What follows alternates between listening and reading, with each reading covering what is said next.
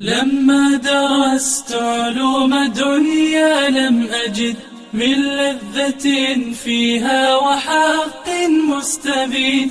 أقبلت في قسم الشريعة أرتوي علما ونفعا دائما دنيا ودين. ما بين فقه أو أصول واعتقاد أو حديث الصادق الهادي الأمين.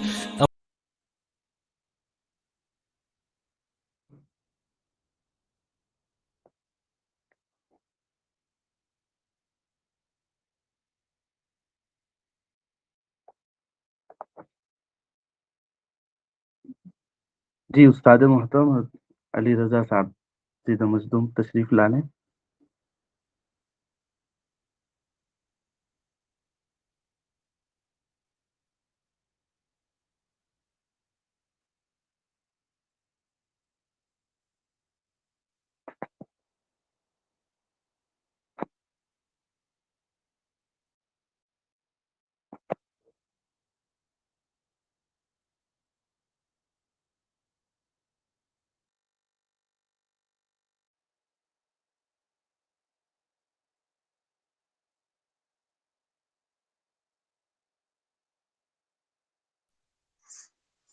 السلام علیکم ورحمۃ اللہ وبرکاتہ.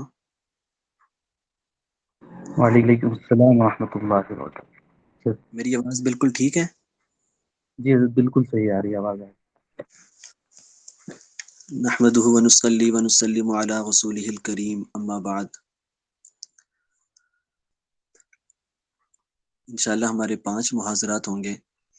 ان میں سے جو پہلا محاضرہ ہے اس کے عنوانات ہم اچھی طرح دیکھ لیں، پھر ان میں سے ہر ایک پر انشاءاللہ ہم بات کریں گے. حلال و حرام قرآن و سنت کی روشنی میں. اس عنوان میں ہم یہ پڑھیں گے کہ قرآن و سنت میں حلال و حرام کا اطلاق کس پر کیا گیا ہے، اور قرآن و سنت میں حرام کی کتنی قسمیں بیان کی گئی ہیں. پھر وہ محرمات چیزیں کیا ہیں وہ ہم انشاءاللہ اگلے محاضرے میں پڑھیں گے. آج صرف ہم پڑھیں گے کہ قرآن و سنت کی روشنی میں حلال کی کیا اہمیت ہے، حرام کی کیا اہمیت ہے، اس بارے میں اللہ تعالیٰ کی طرف سے ہمیں کیا ہدایات ہیں. پھر ہم پڑھیں گے حلال غذا کی کیا اہمیت ہے اور حرام غذاؤں کے کیا روحانی نقصانات ہیں. اس کے بعد آج کے دور میں علماء کرام کے لیے فقہ الحلال کی ضرورت اور فقہ الحلال سے متعلق کام کرنے والے کچھ اداروں کا تعارف، اور فقہ الحلال سے متعلق چند کتابوں کا تعارف اور حلال سرٹیفیکیشن. پہلا عنوان ہے حلال و حرام قرآن و سنت کی روشنی میں. ہم سب مسلمانوں کا یہ ایمان ہے، اللہ تبارک و تعالیٰ نے اسلام کو ایک مکمل ضابطہ حیات بنایا ہے، اور زندگی کے ہر شعبے سے متعلق اسلام انسانیت کی رہنمائی کرتا ہے. اسلام نے انفرادی اور اجتماعی زندگی سے متعلق جو احکامات دیے ہیں، اگر ہم ان کا خلاصہ 2 لفظوں میں بیان کرنا چاہیں تو وہ 2 لفظ ہیں حلال و حرام.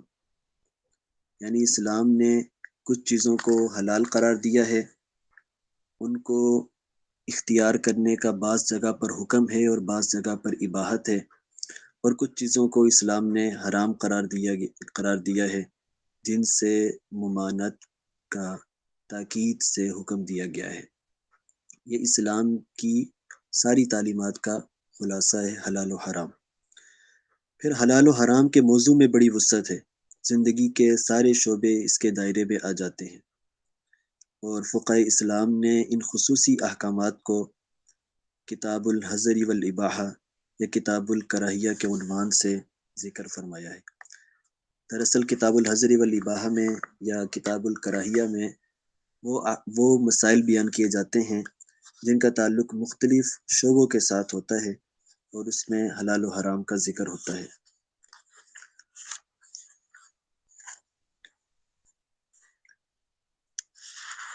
حلال اور حرام یہ ایسی اصطلاح ہے جس کا ہم نے اپنے تعلیمی دورانیے میں بار بار ذکر سنا ہے. اور حلال کی جو مختلف نسبتیں ہیں وہ بھی ہم آگے کسی محاضرے میں پڑھیں گے کہ بعض چیزیں حلال ہوتی ہیں لیکن وہ طیب نہیں ہوتی، بعض چیزیں طیب ہوتی ہیں حلال نہیں ہوتی، پھر حلال اور مباح ان کا بھی دائرہ مختلف ہوتا ہے۔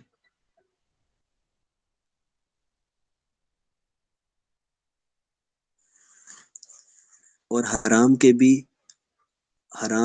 کے تحت ایک چیز آتی ہے مشتبہات، ان کے بارے میں بھی ہم پڑھیں گے۔ بعض چیزیں ایسی ہوتی ہیں جو صریح حرام ہیں، اور بعض چیزیں ایسی ہیں کہ بعض چیزیں ایسی ہوتی ہیں جو حرام کے قریب کر دیتی ہیں، جن کو مشتبہات بھی کہا جاتا ہے اور جن سے بچنے کا حکم دیا گیا ہے۔ حلال و حرام کی قرآنی انواع، یعنی قرآن پاک نے حرام کا اطلاق کہاں کہاں کیا ہے، یہ ایک اہم بات ہے۔ اگر قرآن پاک کو غور سے دیکھا جائے تو نوعیت کے اعتبار سے اللہ تعالیٰ نے 4 اقسام حرام کی بیان فرمائی ہیں نوعیت کے اعتبار سے۔ نمبر 1 مظالم، یعنی حرام کام، وہ کام جن کا کرنا جائز نہیں، جن کا کرنا حرام ہے۔ پھر ان میں سے کچھ کام ایسے ہیں جن کا تعلق انسان کے دل، عقیدے اور نظریے سے ہے، جیسے شرک، اس کو اللہ تعالیٰ نے ظلم عظیم فرمایا، حرام قرار دیا۔ حسد کرنا، تکبر کرنا، ان پر حرام کا اطلاق کیا جاتا ہے، لیکن یہ مظالم کی قبیل سے ہے، حرام کاموں کی قبیل سے ہے۔ اور مظالم کی ایک صورت وہ ہے جو اعضاء و جوارح سے صادر ہوتے ہیں، ایسے اعمال اور افعال جیسے قتل کرنا، زنا کرنا، ظلم کرنا، والدین کی نافرمانی کرنا، جھوٹ بولنا، یہ اعضاء و جوارح کے افعال ہے۔ تو محرمات قرآنیہ کی پہلی نوع ہے مظالم، حرام کام۔ قرآن پاک کی بہت سی آیت میں لفظ حرام کا اطلاق اس پر کیا گیا ہے، جیسے اللہ تعالیٰ نے سورۃ الانعام میں فرمایا اعوذ باللہ من الشیطان الرجیم بسم اللہ الرحمن الرحیم قل تعالوا اتل ما حرم علیکم قل تعالوا اتل ما حرم ربکم علیکم الا تشرکوا به شیئا وبالوالدین احسانا ولا تقتلوا اولادکم من املاق، یا اتل ما حرم ربکم، حرام کا اطلاق حرام کاموں پر ہے۔ اسی طرح ایک اور جگہ پر سورۃ الاعراف میں اللہ تعالیٰ نے فرمایا قل انما حرم ربی الفواحش ما ظہر منها وما بطن، تمہارے پروردگار نے بے حیائی کے کاموں کو حرام قرار دیا۔ یہ پہلی نوع تھی حرام کی، جس کا تعلق مظالم یعنی حرام کاموں کے ساتھ ہے، خواہ وہ دل کے افعال ہوں یا اعضاء و جوارح کے افعال و اعمال ہوں۔ دوسری قسم ہے مناکح، حرام رشتے، جہاں اللہ تعالیٰ نے حرام کا اطلاق ان خواتین پر کیا ہے جن سے نکاح کرنا حرام ہے، جیسے سورہ نساء کی مشہور آیت حرمت علیکم امہاتکم و بناتکم، اس آیت میں حرام کا اطلاق مظالم پر نہیں بلکہ خواتین پر ہے کہ ان خواتین سے نکاح کرنا حرام ہے، یہ حرام رشتے ہیں۔ تیسری قسم ہے مکاسب، کسب، کمائی، حرام کمائی یا کمائی کے حرام ذرائع، سود، جوا، رشوت، باطل معاملات، فاسد معاملات، جن کو قرآن پاک نے اکل بالباطل فرمایا ہے، یہ تیسری قسم ہے۔ اور چوتھی قسم ہے جو ہمارا موضوع ہے، وہ ہے مطاعم، کھانے پینے اور جسمانی استعمال کی حرام اشیاء۔ میں اپنی بات دوبارہ دہراتا ہوں، قرآن پاک میں اللہ تعالیٰ نے حرام کا اطلاق 4 نوعیت کے افعال پر کیا ہے۔ نمبر 1 مظالم، وہ کام جن کا کرنا ناجائز ہے، خواہ وہ اعمال قلب ہوں یا افعال اعضاء و جوارح ہوں۔ دوسری قسم ہے مناکح، حرام رشتے۔ تیسری قسم ہے مکاسب، حرام مال یا کمائی کے حرام ذرائع، مال ہی حرام ہے، جیسے سود کا مال ہے، جوے کا مال ہے، رشوت کا مال ہے، یا کمائی کے لیے حرام ذریعہ اختیار کیا گیا ہے، بے باطل کے ذریعے مال کمایا گیا. اب بے تو جائز ذریعہ ہے، لیکن اس نے بے باطل کر کے یا بے فاسد کر کے ذریعے کو حرام بنا لیا. اور چوتھی قسم ہے متاعن، کھانے پینے اور جسمانی استعمال کی حرام اشیاء. کھانے پینے اور دیگر جسمانی استعمال کی اشیاء سے متعلق اگر قرآن پاک کے مضامین دیکھے جائیں، ہم جو فقہ الحلال کے اب محاضرات ابھی انشاءاللہ پڑھیں گے، یہ جو محاضرات ہیں یہ علم الحلال والحرام، لفظ کے اعتبار سے تو اس کا اطلاق ان چاروں قسموں پر ہوتا ہے، لیکن ہمارا موضوع اس میں سے صرف یہ متاعن ہے، کھانا پینا، اور اس کے ساتھ ضمناً جسمانی استعمال کی اشیاء. قرآن پاک میں مختلف مقامات پر ان متاعن کا ذکر کیا گیا ہے. تقریباً ایک قرآن کریم کا سرسری مطالعہ کیا جائے تو تقریباً 55 قرآنی آیات ایسی ہیں جو حلال مطعومات یا حرام مطعومات یا جسمانی استعمال کی اشیاء سے متعلق ہیں. تقریباً 55 قرآنی آیات حلال مطعومات یا حرام مطعومات یا جسمانی استعمال کی اشیاء سے متعلق ہیں. پھر ان مضامین قرآن کا خلاصہ جو یہ تقریباً 55 آیات ہے، اگر ان کا خلاصہ نکالا جائے تو 5 باتوں میں ان کا خلاصہ نکالا جا سکتا ہے. متاعن سے متعلق کھانے پینے اور جسمانی استعمال کی حرام اشیاء سے متعلق قرآن کریم کی آیات میں 5 باتیں ذکر کی گئی ہیں. بعض آیات میں یہود و مشرکین کی بے اعتدالی ذکر کی گئی ہے. یہود کی بے اعتدالیاں اور مشرکین کی بے اعتدالیاں حلال و حرام کے متعلق. بعض آیات میں کچھ اصول و مبادی ذکر کیے گئے ہیں حلال و حرام کے متعلق، اصول اور مبادی، جن میں سے 3 اصول و مبادی بہت اہم ہیں جن کے بارے میں ہم پڑھیں گے. حلال و حرام کے حوالے سے 3 قرآنی اصول و مبادی. بعض آیات میں کچھ متعین حرام مطعومات کا ذکر ہے، چیزوں کا نام لے کر بتایا گیا ان کا کھانا حرام ہے، متعین حرام مطعومات. بعض آیات میں متعین حلال مطعومات ذکر کیے گئے، حلال چیزیں، کھانے کی حلال چیزوں کا نام لے کر بتایا گیا کہ یہ بھی حلال ہے، یہ بھی حلال ہے، یہ بھی حلال ہے. نمبر 5 لباس، زینت، سواری وغیرہ کے لیے حلال اشیاء. میں اپنی بات دوبارہ دہراتا ہوں، قرآن پاک میں حرام کا اطلاق 4 قسم کی چیزوں پر کیا گیا ہے، جن میں سے چوتھی چیز ہے متاعن، کھانے پینے اور جسمانی استعمال کی حرام اشیاء. اس بارے میں تقریباً 55 قرآنی آیات ہیں، اور ان آیات میں 5 مضامین، 5 امور ذکر کیے گئے ہیں. نمبر 1 حلال و حرام اور یہود و مشرکین کی بے اعتدالیاں. نمبر 2 حلال و حرام کے بارے میں 3 قرآنی اصول و مبادی. نمبر 3 متعین حرام مطعومات. نمبر 4 متعین حلال مطعومات. نمبر 5 لباس و زینت اور سواری وغیرہ کے لیے حلال اشیاء. تو پہلی چیز ہے حلال و حرام اور یہود و مشرکین کی بے اعتدالیاں. اس بارے میں اللہ تعالیٰ نے قرآن پاک میں کئی جگہ پر ذکر فرمایا ہے، اور مشرکین یہود اپنی طرف سے چیزوں کو حلال کر دیتے تھے، حرام کر دیتے تھے. بحیرہ، سائبہ، وسیلہ، حام وغیرہ کا ذکر اللہ تعالیٰ نے قرآن پاک میں فرمایا ہے. اسی طرح بتوں کا قرب حاصل کرنے کے لیے کچھ اور چیزوں کو بھی انہوں نے اپنے اوپر حرام قرار دیا تھا، اور بعض خبیث اور ناپاک چیزوں کو حلال قرار دیتے تھے. تو جانور خود بخود مر گیا اس کو بھی وہ حلال سمجھتے تھے. مردار، خون، خنزیر، بتوں کی قربان گاہ پر جو جانور ذبح کیا گیا اللہ تعالیٰ نے اس کو حرام قرار دیا ہے، اس کو وہ حلال قرار دیتے تھے. مختلف طرح کے توہمات میں وہ مبتلا تھے. اللہ تعالیٰ نے سورۃ المائدہ میں بھی ان کا ذکر فرمایا ہے، سورۃ الانعام میں بھی ان کا ذکر فرمایا ہے.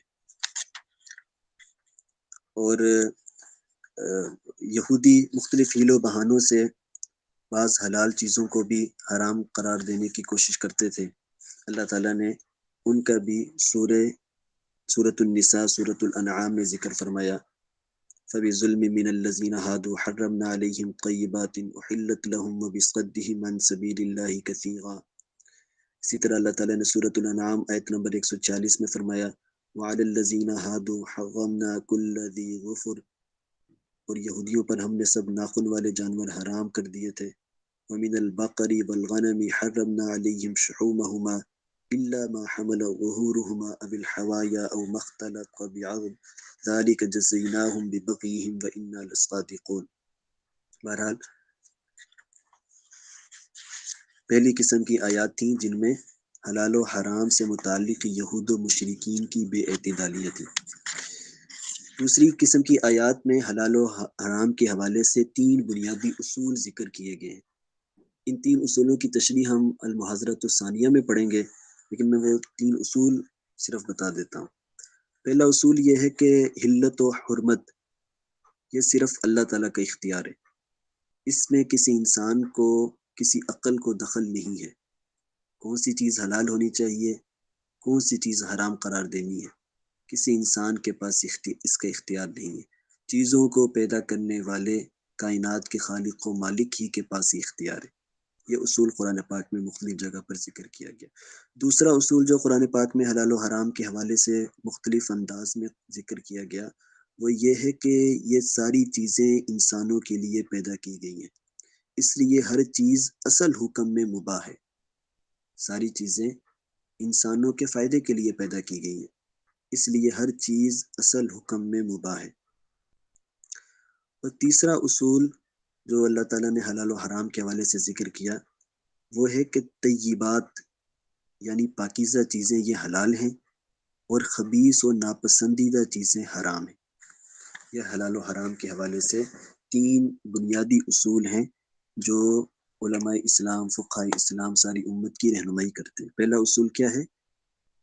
کسی چیز کو حلال قرار دینا یا کسی چیز کو حرام قرار دینا یہ صرف اللہ تعالیٰ کا اختیار ہے، کسی انسان کو اس میں دخل حاصل نہیں، کوئی اپنی عقل سے چیزوں کو حلال حرام نہیں قرار دے سکتا۔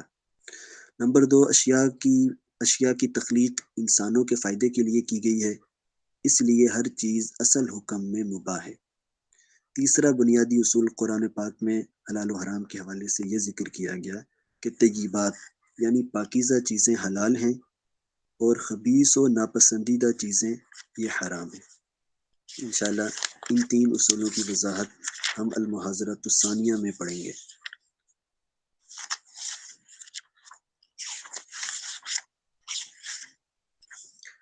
اسی طرح کچھ حرام مطعومات کا ذکر کیا گیا ہے المحاضرۃ الثانیہ میں ہی، اسباب حرمت میں کچھ ان کا ذکر آئے گا، اور المحاضرۃ الثالثہ میں پھر جو اللہ تعالیٰ نے جانور حرام کیے ہیں ان کا ذکر آئے گا۔ پھر کچھ حلال مطعومات کا اللہ تعالیٰ نے ذکر فرمایا متعین کر کے، ان کا بھی المحاضرۃ الثانیہ اور المحاضرۃ الثالثہ میں ذکر آئے گا۔ اور لباس و زینت اور سواری وغیرہ کے لیے جو حلال اشیاء ہیں اس میں علاج بھی داخل ہے، کاسمیٹکس وغیرہ چیزیں شامل ہیں، ان کا ذکر انشاءاللہ المحاضرۃ الرابعہ میں زیادہ تر آئے گا۔ یہ حلال و حرام قرآن و سنت کی روشنی میں اس عنوان کا خلاصہ ہے۔ میں اپنی بات اس عنوان کے متعلق دوبارہ دہرا دیتا ہوں تاکہ آپ حضرات جو لکھ رہے ہیں وہ ذرا دیکھ لیں کہ انہوں نے جو لکھا ہے اس میں کوئی بات رہ نہ گئی ہو۔ قرآن پاک میں حلال و حرام کے بارے میں 4 نوعیت کے اعتبار سے امور ذکر کیے گئے ہیں، احکام ذکر کیے گئے۔ نمبر 1 مظالم، ناجائز کام، ناجائز افعال، وہ کام جن کا کرنا ناجائز اور حرام ہے، خواہ وہ اعمال قلب ہوں یا افعال اعضاء و جوارح۔ نمبر 2 مناکح یعنی حرام رشتے۔ نمبر 3 مکاسب یعنی حرام مال یا کمائی کے حرام ذرائع۔ اور نمبر 4 مطاعم، کھانے پینے کی چیزیں، اور اسی کے ضمن میں جسمانی استعمال کی اشیاء، اور اسی طرح اس میں سواری وغیرہ سے متعلق اشیاء بھی شامل ہیں۔ پھر یہ جو چوتھی چیز ہے کھانے پینے اور جسمانی استعمال کی اشیاء، اس سے متعلق قرآن پاک میں تقریباً 55 آیات ہیں، اور ان آیات میں 5 قسم کے امور ذکر کیے گئے ہیں۔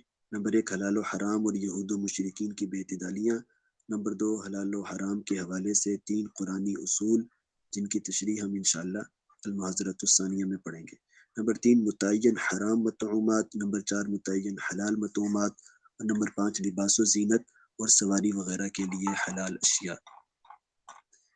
اس کے بعد اگلا عنوان ہے حلال غذا کی اہمیت اور حرام غذاؤں کے روحانی نقصانات۔ ہم میں سے ہر شخص یہ بات جانتا ہے کہ اللہ تعالیٰ نے انسان کو اس دنیا میں اسباب کا محتاج بنایا ہے۔ انسان اس دنیا میں رہنے کے لیے کچھ چیزوں کا محتاج ہے، جن میں جیسے ہوا انسان کی ضرورت ہے، اسی طرح غذا بھی انسان کی ضرورت ہے۔ اور حلال غذا کا فائدہ یہ ہوتا ہے اس کی وجہ سے اسے عبادت کی توفیق ہوتی ہے۔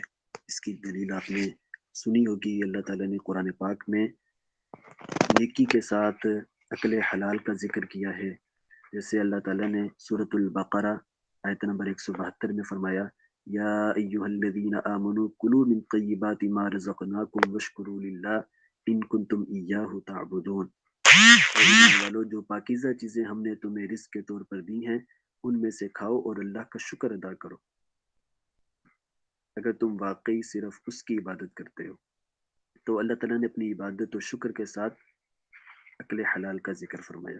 اسی طرح سورۃ البقرہ آیت نمبر 168 میں اللہ تعالیٰ نے فرمایا یا ایھا الناس کلوا مما فی الارض حلالا طیبا ولا تتبعوا خطوات الشیطان انہ لکم عدو مبین۔ اے لوگو، زمین میں جو حلال پاکیزہ چیزیں ہیں وہ کھاؤ اور شیطان کے نقش قدم پر نہ چلو، یقیناً وہ تمہارا کھلا دشمن۔ یہاں بھی شیطان کی پیروی سے اجتناب کے ساتھ اللہ تعالیٰ نے حلال کا ذکر فرمایا ہے۔ اور ایک حدیث شریف میں ہے وہ شخص جنت میں داخل نہیں ہوگا جس کو حرام سے غذا دی گئی، غذی بالحرام۔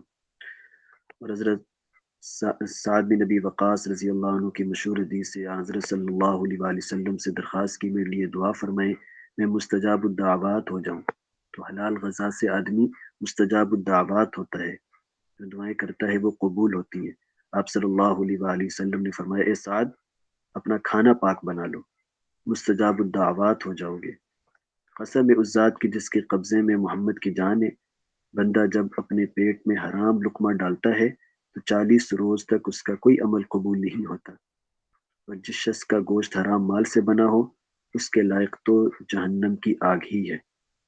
یہ حدیث جامع الاحادیث للسیوطی میں ہے، مجموع الزوائد میں بھی یہ حدیث ہے۔ اسی طرح حضرت ابو ہریرہ رضی اللہ عنہ کی مشہور حدیث صحیح مسلم کے اندر ہے، آپ صلی اللہ علیہ وآلہ وسلم نے ایک ایسے شخص کا ذکر کیا جو حج یا عمرہ کے طویل سفر سے آتا ہے، سفر کی وجہ سے بال بکھرے ہوئے غبار آلود ہیں، اس حالت میں اپنے ہاتھ آسمان کی طرف اٹھا کر دعا کرتا ہے میرے رب ہے میرے رب، حالانکہ اس کا کھانا حرام کا، اس کا پینا حرام کا، مطعم حرام و مشرب حرام و ملبس حرام و غذی بالحرام فانا یستجاب له، جمع بین الصحیحین کی یہ حدیث ہے۔ تو ان سے پتہ چلا کہ جیسے غذا کا انسان کے جسم پر اثر ہوتا ہے، اگر انسان غذا نہیں کھائے گا تو بھوک سے مر جائے گا، اگر انسان جسم کو نقصان پہنچانے والی غذا کھائے گا تو جسم کو نقصان ہوگا، زہر کھائے گا تو اس کا جسم کو نقصان ہوگا، مضر اشیاء کھائے گا تو جسم کو نقصان ہوگا۔ اسی طرح حلال غذا کا انسان کی روح پر بھی اثر پڑتا ہے، روحانی اثر بھی انسان پر ہوتا ہے۔ حلال غذا کھانے سے انسان مستجاب الدعوات بن جاتا ہے، اس کی دعائیں قبول ہوتی ہیں۔ یہ حلال غذا کھانے سے جو جسم میں طاقت بنے گی وہ نیکی کے کام میں استعمال ہوگی۔ حلال غذا کھانے کی وجہ سے اس کے دل میں اچھے خیالات پرورش پائیں گے۔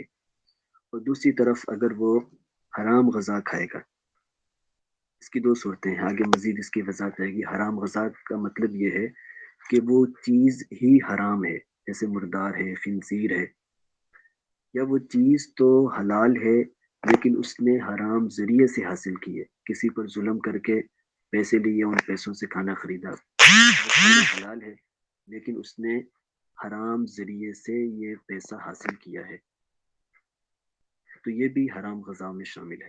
یعنی حرام غذا کا جہاں لفظ آ رہا ہے اس کا اطلاق دو صورتوں پر، ایک صورت یہ ہے کہ وہ چیز ہی حرام ہے، دوسری صورت یہ ہے کہ وہ کھانے کی چیز حلال ہے لیکن وہ حرام ذریعہ آمدن سے حاصل کی گئی ہے۔ تو اس حرام غذاؤں کے جو روحانی نقصانات ہوتے ہیں، وہ جیسے غلط غذا سے انسان کا جسم تباہ ہوتا ہے، انسان کے جسم کو نقصان ہوتا ہے، اسی طرح حرام غذا سے انسان کے کردار پر، انسان کے عمل پر اثر پڑتا ہے، اور حرام، ناپاک، خبیث غذاؤں کی وجہ سے انسان کی فطرت بھی ویسے ہوتی ہے۔ ہم آگے المعذرۃ الثانیہ میں پڑھیں گے اللہ تعالیٰ نے جن جانوروں کو حرام قرار دیا ہے ان کی کیا وجہ ہے۔ حضرت شاہ ولی اللہ رحمہ اللہ نے بہت تفصیل سے اس بات کو ذکر فرمایا ہے، اور بھی جو مقاصد شریعت پر کتابیں ہیں ان میں بھی یہ ایک ایک جانور پر بحث کی گئی ہے، کتے کو کیوں حرام قرار دیا گیا، خنزیر کو کیوں حرام قرار دیا گیا، ایک ایک جانور میں ان کے اندر کچھ برے اوصاف ہیں، جو ان کا گوشت کھائے گا ان کے اندر بھی وہ اوصاف منتقل ہو سکتے ہیں، اس لیے اسلام نے ان چیزوں کو حرام قرار دیا۔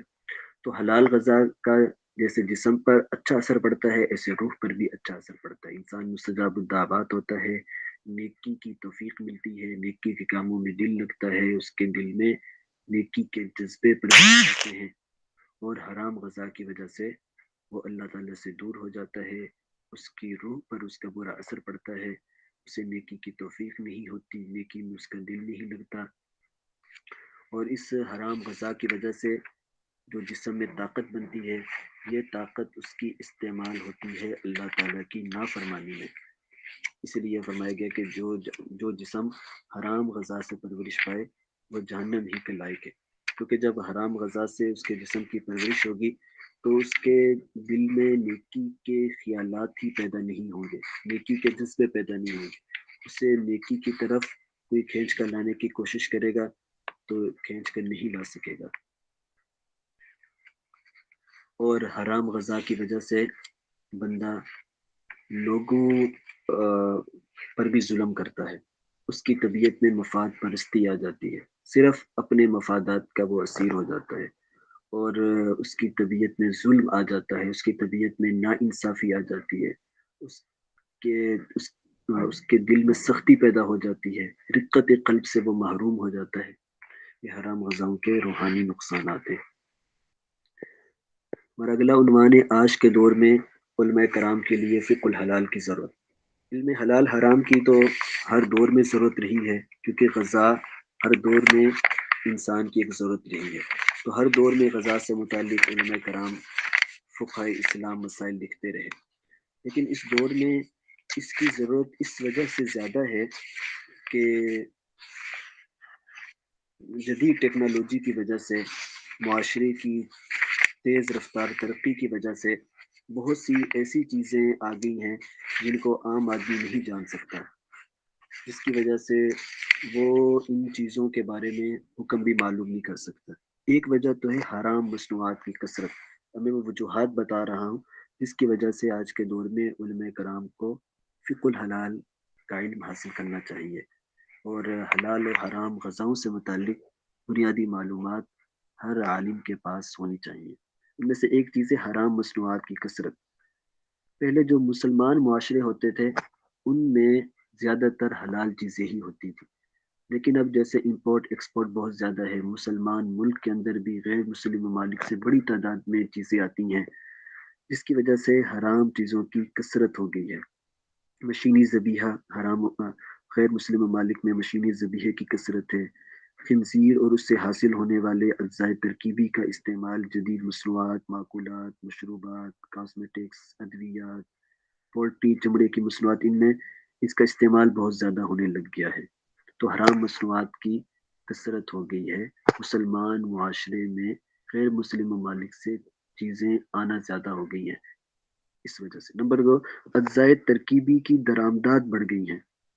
اگر ایک چیز مسلمان ملک میں بن رہی ہے تو اس کے بہت سے اجزاء ترکیبی کسی غیر مسلم ممالک سے درآمد کیے جاتے ہیں، جس کی وجہ سے مسلمان ملک میں بننے والی چیز کے بارے میں بھی تحقیق کی ضرورت پڑتی ہے کہ اس میں جو غیر مسلم ممالک سے جزو ترکیبی منگوا کر شامل کیا گیا ہے وہ کوئی حرام جز تو نہیں تھا۔ نمبر 3، ذرائع عام آدمی کی پہنچ سے دور ہیں۔ پہلے ایک چیز سادہ انداز میں تیار ہوتی تھی، لیکن اب ایک ایک چیز کی تیاری میں کئی اجزاء مختلف اغراض کے لیے استعمال، اور بہت سی چیزیں ایسی ہوتی ہیں جن کے نام عام آدمی نہیں سمجھ سکتا، جیسے ای نمبرز ہیں جن کو ایک فوڈ سائنٹسٹ غذاؤں کے بارے میں معلومات رکھنے والا ہی جان سکتا ہے۔ عام آدمی ان اجزاء کی ضروری تفصیلات سے ناواقف ہوتا ہے، اس کے لیے جاننا بہت مشکل ہوتا ہے کہ اس چیز میں کون کون سے اجزائے ترکیبی استعمال کیے گئے ہیں، اور جو اجزائے ترکیبی استعمال کیے گئے ہیں وہ حلال ہیں یا حرام ہیں۔ اس بارے میں ایک تو آگاہی نہیں ہے، اور دوسرا پھر تحقیق کرنا بھی بہت مشکل ہے۔ اجزائے ترکیبی کو پڑھنا مشکل ہے، پھر اگر پڑھ لے تو اس کی پوری تحقیق کرنا یہ کس چیز سے بنا ہے یہ مشکل ہے۔ پھر مختلف ممالک کے اعتبار سے بھی اجزائے ترکیبی میں فرق پڑتا ہے۔ ہم آگے اجزائے ترکیبی میں تفصیل سے یہ پڑھیں گے۔ بعض مرتبہ ایک ہی جزو ترکیبی ہے، انگریڈینٹ، لیکن پاکستان میں وہ اور طرح سے بنایا جا رہا ہے، تھائی لینڈ میں وہ اور طرح سے بنایا جا رہا ہے، ملائیشیا میں وہ اور طرح سے بنایا جا رہا ہے۔ تو صرف جزو ترکیبی کو دیکھ کر فیصلہ نہیں کیا جا سکتا کہ یہ حلال چیز سے بنا ہے یا حرام چیز سے بنا ہے۔ ایک وجہ یہ ہے کہ صانعین، جو مینوفیکچرز ہیں، جو اشیاء تیار کرتے ہیں، وہ بھی صورتحال سے لا علم ہوتے ہیں۔ وہ چیز منگواتے ہوئے خیال نہیں کرتے اپنی پروڈکٹ میں جو چیز شامل کر رہے ہیں وہ حلال ہے یا حرام ہے۔ اگر حرام ہے تو اس کا متبادل کیا ہے، جس کی وجہ سے اس بات کا بہت امکان ہے کہ ان کی پروڈکٹ کسی حرام جز پر مشتمل ہونے کی وجہ سے حرام ہو جائے۔ عام آدمی تو سانے یہ دیکھتا ہے کہ سانے مسلمان ہے، ایک مسلمان ادارے نے چیز بنائی ہے، لیکن اس کو صورتحال کا پورا علم نہیں تھا، اور اس کو اجزائے ترکیبی کی پوری پہچان نہیں تھی، جس کی وجہ سے اس کی اس پروڈکٹ میں، اس مصنوعات میں حرام جز شامل ہو گیا۔ اسی طرح علماء کرام کے لیے فقہ الحلال کی آج ضرورت زیادہ اس لیے بھی ہے کہ حلال کے میدان میں کام کرنے والے اداروں کی قلت ہے۔ اگر مسلم دنیا میں حلال پر کام کرنے والے معتبر ادارے ایک بڑی تعداد میں موجود ہوتے تو مسائل ذرا کم تھے، لیکن اب الحمدللہ مسلمانوں میں اس بات کا شعور پیدا ہو رہا ہے، عوام کی طرف سے بھی حلال کے مطالبے شروع ہو رہے ہیں۔ حکومتی سطح پر ہر مسلمان ملک میں کچھ اتھارٹیز، کچھ ادارے قائم ہو رہے ہیں جو حلال کے سسٹم کو بہتر بنا رہے ہیں، لیکن بہرحال ابھی بھی چیزیں بڑی تعداد میں تیار ہو رہی ہیں، اور دوسری طرف اس شعبے کے ماہرین کی بڑی کمی ہے۔ ایک وجہ یہ ہے کہ اس شعبے میں جو دو اہم طبقے ہیں، علماء کرام کے لیے فقہ الحلال کی زیادہ ضرورت اس وجہ سے بھی ہے کہ حلال کے شعبے میں اگر کوئی شخص اچھی طرح تحقیق کرنا چاہتا ہے تو اس کے لیے اس کے پاس دو علم ہونے چاہیے۔ ایک طرف اسے فوڈ سائنس کا علم ہو، غذائی ماہرین، فوڈ سائنٹسٹ، ان سے علم حاصل کرے یا اس نے خود پڑھا ہوا ہو، اور دوسری طرف شریعت کا بھی علم اسے اچھے طریقے سے حاصل ہو۔ تو عام طور پر جو غذائی ماہرین ہیں ان کو فقہ اور شریعت نہیں آتی، اور جو شریعت کے ماہرین علماء کرام، مفتیان کرام ہوتے ہیں، وہ عموماً کیمسٹری سے، فوڈ سائنس سے اچھی طرح واقف نہیں ہوتے، جس کے لیے ایک دوسرے کے مسائل کو سمجھنا مشکل ہو جاتا ہے۔ یہ میں نے کچھ وجوہات بتائی ہیں کہ آج کے دور میں علماء کرام کے لیے فقہ الحلال کی کیوں زیادہ ضرورت ہے۔ پہلی وجہ یہ ہے کہ حرام مصنوعات کی کثرت ہو گئی ہے۔ دوسری وجہ یہ ہے کہ مسلمان ممالک میں بڑی تعداد میں اجزائے ترکیبی غیر مسلم ممالک سے درآمد کیے جاتے ہیں، اجزائے ترکیبی کی درآمدات بڑھ گئی ہیں۔ تیسری وجہ یہ ہے کہ ان اجزائے ترکیبی کی تحقیق عام آدمی کی پہنچ سے بہت دور ہے۔ چوتھی وجہ یہ ہے کہ صانعین وہ بھی صورتحال سے لا علم ہوتے ہیں، اور پانچویں وجہ یہ ہے کہ حلال کے میدان میں کام کرنے والے اداروں کی قلت ہے، اور چھٹی وجہ یہ ہے کہ غذائی ماہرین اور علماء کرام ان کا آپس میں میل جول کم ہے، اور اس میدان میں کام کرنے کے لیے یہ دونوں علوم ضروری ہیں، تو ان دونوں علوم کے جامع افراد کم ہیں۔ ایک فوڈ سائنس، غذائی ماہرین جن کو فوڈ سائنٹسٹ کہا جاتا ہے، اور دوسرے طرف شریعت کے جاننے والے مستند اور ماہرین علماء کرام۔ اگر کسی کو کیمسٹری اور فوڈ سائنس اس کی مبادیات اچھی طرح معلوم ہے اور دوسری طرف شریعت کے احکام کو اچھی طرح جانتا ہے تو وہی اس میدان میں اچھی طرح کام کر سکتا ہے۔ اگلا ہمارا عنوان ہے فقہ الحلال سے متعلق کام کرنے والے اداروں کا تعارف۔ اس میدان میں مختلف ممالک میں کام ہو رہا ہے اور الحمدللہ بڑے پیمانے پر اب کام شروع ہوا ہے۔ بعض ممالک میں اس کی رفتار کم ہے، بعض ممالک میں اس کام کی رفتار کافی زیادہ ہے۔ اگر ہم پاکستان کی بات کریں تو پاکستان میں اس کے لیے اب حکومتی سطح پر بھی کچھ کام شروع ہوا ہے، لیکن نجی سطح پر 2 ادارے میری معلومات کے مطابق جو زیادہ اچھے انداز میں کام کر رہے ہیں۔ ایک تو جامعۃ الرشید کا ادارہ ہے اور دوسرا ایک ادارہ ہے ہارک کے نام سے، HARC، ہارک، حلال آگہی و تحقیقاتی کونسل، HARC، حلال آگہی و تحقیقاتی کونسل، اور یہ مخفف ہے حلال awareness and research council, HARC، حلال اویئرنس اینڈ ریسرچ کونسل، حلال آگہی و تحقیقاتی کونسل۔ اس ادارے کی ایک بہت اچھی کتاب ابھی منظر عام پر آئی ہے جس کا نام فقہ الحلال ہے، میں ابھی اس کا بھی تعارف کرواتا ہوں۔ اور جامعۃ الرشید کا ادارہ، انہوں نے بھی ماشاءاللہ کئی اعتبار سے بہت اچھا کام کیا ہے اور شریعت کے ماہرین اور فوڈ سائنس کے ماہرین ان دونوں کو بٹھا کر بعض اہم موضوعات پر بہت عمدہ انہوں نے تحقیق کروائی ہے۔ اس کے علاوہ سنہار پاکستان کے نام سے بھی ایک ادارہ ہے، لیکن اصل میں وہ ادارہ سرٹیفکیشن کا ادارہ ہے، لیکن انہوں نے بھی بعض موضوعات پر بہت تحقیقی کام کیا ہے۔ عالمی سطح پر ایک بڑا ادارہ جنہوں نے اس پر کام کیا ہے اور کام کر رہے ہیں وہ سمک ہے،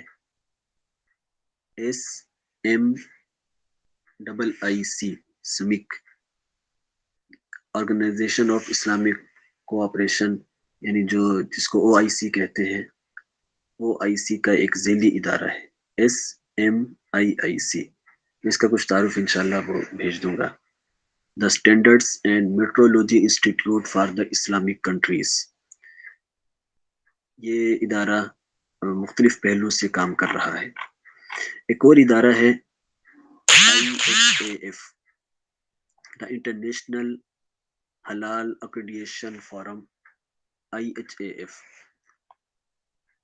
بعض ادارے ایسے ہیں جو تحقیق کا کام کر رہے ہیں اور بعض ادارے ایسے ہیں جو سرٹیفکیشن کا کام کر رہے ہیں، جن کا اصل کام ہے کوئی ادارہ ان کے پاس جاتا ہے اور ان کو بتاتا ہے کہ ہم اپنی یہ چیزیں تیار کر رہے ہیں، یہ اجزائے ترکیبی استعمال کرتے ہیں، آپ ہمارے ادارے میں آئیں، یہاں کا وزٹ کریں، ہمارا پورا طریقہ کار دیکھیں، اگر اس میں شرعی اعتبار سے کوئی خرابی نہیں ہے تو آپ ہمیں حلال کا سرٹیفکیٹ جاری کریں۔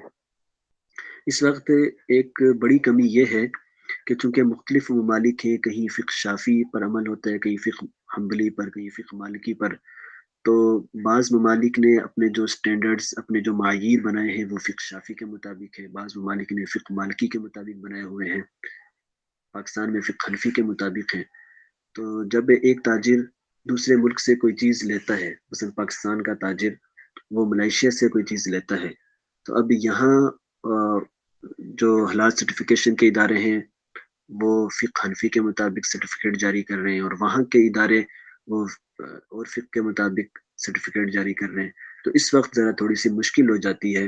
اس وقت کا ایک بڑا اہم کام یہ ہے، جیسے اسلامی بینکنگ میں غیر سودی بینکاری میں کام کیا گیا اور اس میں ایوفی کے نام سے ایک ادارہ ہے، ہیئۃ المحاسبۃ والمراجعہ للمؤسسات المالیۃ الاسلامیہ، امید ہے آپ نے اس کا تعارف پڑھا ہوگا۔ تو اس میں چاروں فقہ کے ماہرین بیٹھتے ہیں اور پھر وہ ایک معیار قائم کرتے ہیں۔ حلال کے میدان میں ابھی اس کی کمی ہے، کچھ اس کی کوششیں ہو رہی ہیں لیکن اب مکمل طور پر اس کی کوششیں نہیں ہو سکی، جس کی وجہ سے بعض مرتبہ ایک تاجر کو دو بہرحال سرٹیفکیشن کی ضرورت پڑتی ہے. پاکستان سے اس کو علیحدہ سرٹیفکیٹ لینا پڑتا ہے، اور جس ملک کو وہ چیز بیچ رہا ہے یا جہاں سے کوئی چیز خرید رہا ہے وہاں سے اس کو علیحدہ لینا پڑتا ہے. تو میں نے ایک تو تعارف کروایا ہار کا. پاکستان کا ایک ادارہ حلال اویئرنس اینڈ ریسرچ کونسل، حلال آگہی و تحقیقاتی کونسل. اور دوسرا میں نے تعارف کروایا جامعۃ الرشید کے ادارے حلال فوڈ کا. اور تیسرے نمبر پر سمک کا SMIIC. اور چوتھے number per IHAF the international حلال اکریڈیشن فارم، دا انٹرنیشنل حلال اکریڈیشن فورم IHAF. پھر اس میں جس طرح غیر سودی بینکاری کے معاملے میں معاییر بحرین کے ادارے یوفی نے تیار کیے ہیں، تو حلال کے موضوع پر اس طرح کے متفقہ معاییر ابھی تک سامنے نہیں آئے. بعض ممالک نے جو معاییر بنائے ہیں دوسرے ممالک میں ان پر عمل نہیں کیا جا رہا. جیسے غیر سودی بینکاری کے بارے میں جو یوفی کے معاییر ہیں ان میں سے بعض معاییر پاکستان میں اسٹیٹ بینک نے غیر سودی بینکوں پر لازم کیے ہوئے ہیں. یہاں علیحدہ سے معاییر نہیں بنائے گئے، انہی معاییر کے مطابق بینک اپنا کام کر رہے ہیں. جبکہ حلال میں عام طور پر ایسا ہے کہ ہر ملک نے علیحدہ سے اپنے معاییر بنائے ہوئے ہیں. اکثر وہ معاییر مشترکہ ہیں لیکن بعض جزوی تفصیلات میں ان میں آپس میں اختلاف بھی ہو جاتا ہے. اس سے متعلق چند کتابوں کا تعارف.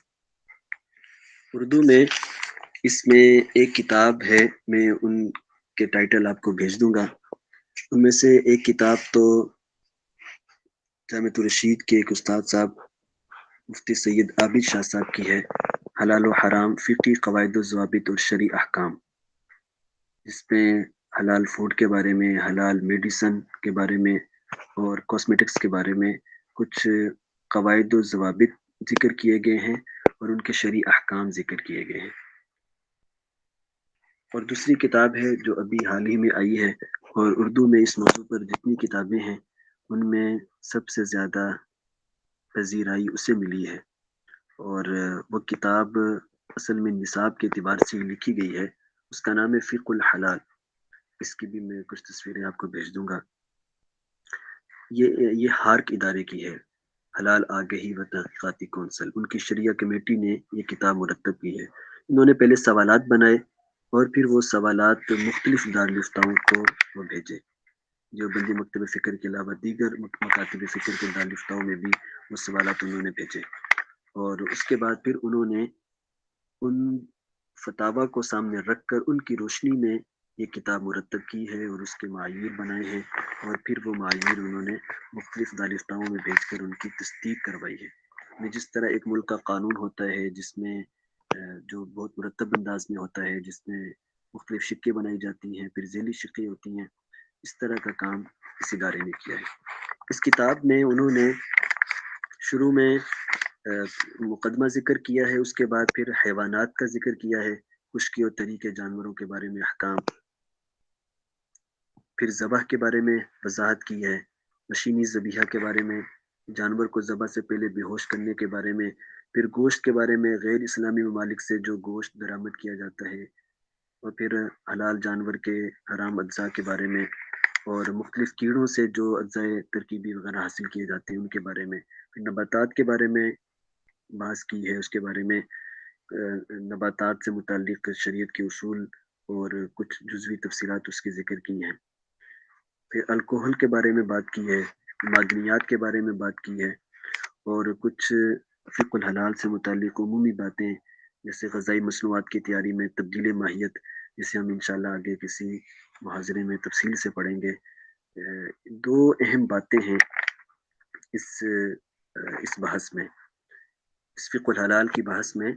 یہ فقہ الحلال کے موضوع پر دو اہم سوال ہیں جن کی بار بار ذکر پڑتی ہے، جن کی بار بار ضرورت پڑتی ہے، جن کا بار بار کتابوں میں ذکر ہوتا ہے.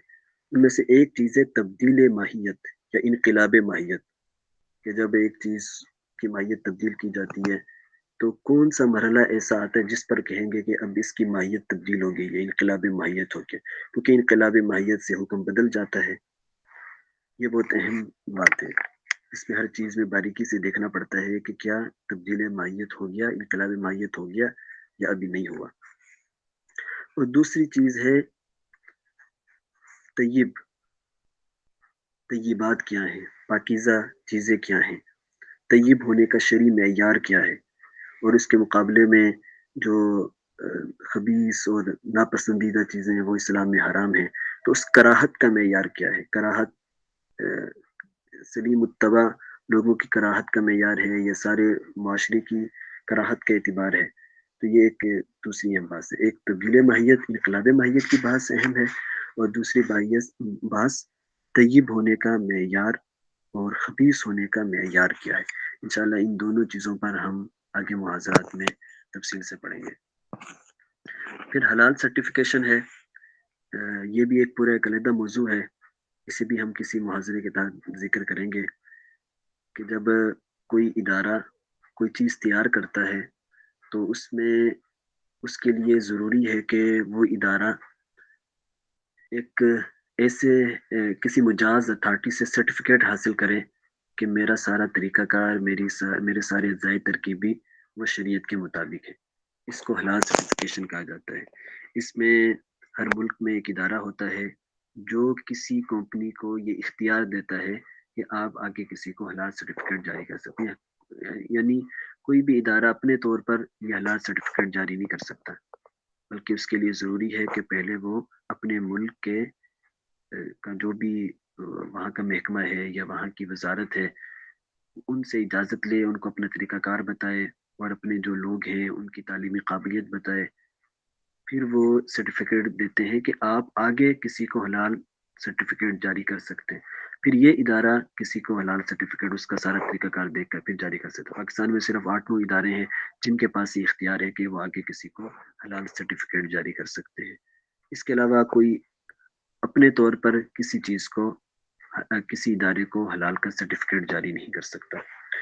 اس کے طریقہ کار کے اندر مختلف ان کے معیار ہیں. جو ادارہ ان کے معیار کو پورا کرتا ہے اس کو وہ سرٹیفکیٹ جاری کرتے ہیں. اس لیے بعض اوقات کوئی ادارہ چیز تیار کرتا ہے اور وہ اپنی طرف سے اس کے اوپر حلال لکھ دیتا ہے. ایسا کرنا قانونی طور پر غلط ہوتا ہے. پاکستان میں بعض ایسے ادارے سامنے آئے ہیں جنہوں نے کسی سے سرٹیفکیٹ لیے بغیر خود ہی اپنی مصنوعات کے ڈبوں پر حلال لکھ دیا، حالانکہ قانونی طور پر اس کی کوئی حیثیت نہیں ہے. یہ ہمارے آج کے عنوانات تھے.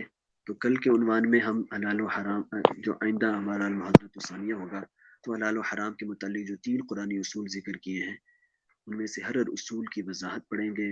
قرآن پاک میں جو اصول ذکر کیا گیا ہے مفسرین کرام نے اس کی کیا تفسیر کی ہے اور فقہ اسلام نے اس سے کیا مسائل مستنبط کیے، اور مشتبہات اور ان کے متعلق شرعی ہدایت. جیسے میں نے عرض کیا تھا کہ حرام کا ایک درجہ تو وہ ہے جو چیز 100% قطعی حرام ہے، اور دوسری چیز ہے مشتبہ. چونکہ مشتبہات سے بچنے کا بھی حکم دیا گیا ہے تو ہم مشتبہات کے بارے میں پڑھیں گے. مشتبہ چیزیں کیا ہوتی ہیں، اور پھر مشتبہات میں بھی بعض لوگ غلو کرتے ہوئے جو ناقابل التفات یا کم درجے کا شبہ ہوتا ہے اس کو بھی بہت حیثیت دیتے ہیں، اور بعض لوگ بالکل بے پرواہ ہو جاتے ہیں. تو غلو بھی غلط ہے اور بالکل بے پرواہی بھی غلط ہے. اس کے درمیان حد اعتدال میں رہنا ہوتا ہے. تو ہر قسم کا شبہ چیز کو حرام کے قریب نہیں کرتا. اس میں کافی تشریح اور تفصیل ہے کس طرح کے مشتبہات سے بچنا واجب ہے اور کس طرح کے مشتبہات سے بچنا صرف مستحب ہے.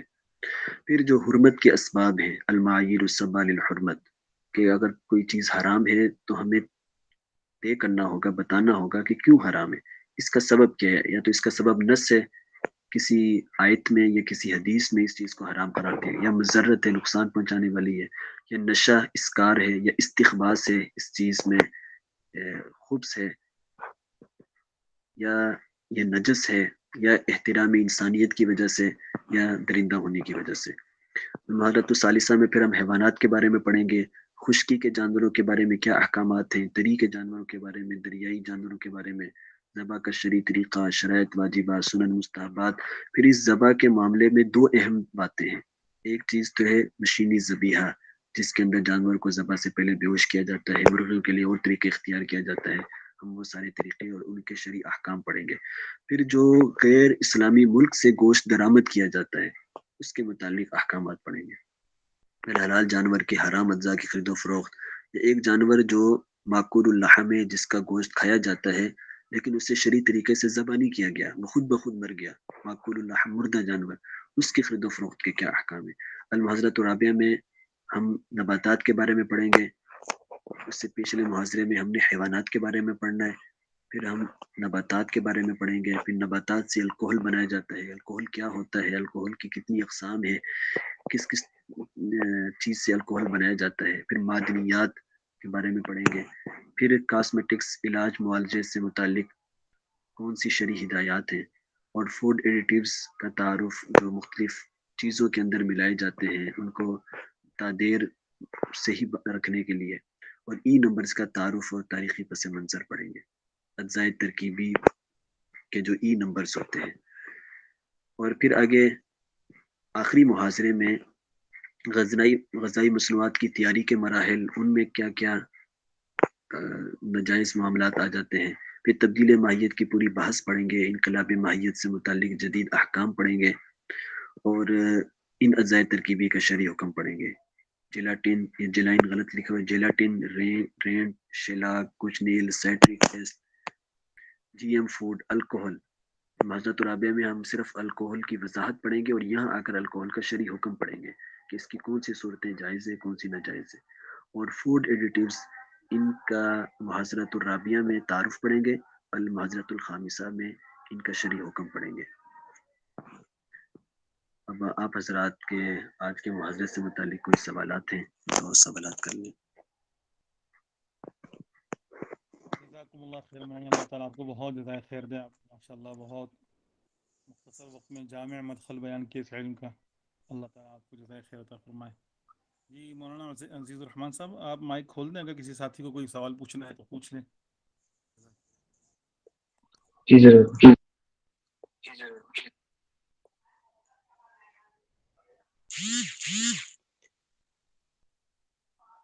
میں نے اس پریزنٹیشن میں ساری چیزیں نہیں لکھی تھیں، بعض اوقات پھر آدمی لکھے ہوئے پر ہی زیادہ بھروسہ کرتا ہے اور خود لکھنا ہی چھوڑ دیتا ہے، تو میں نے اس لیے بہت سی چیزیں زبانی بیان کی تاکہ ساتھی وہ خود لکھتے رہیں۔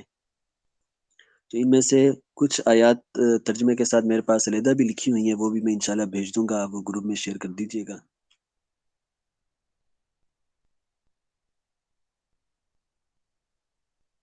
جی انشاءاللہ، جزاکم اللہ خیر۔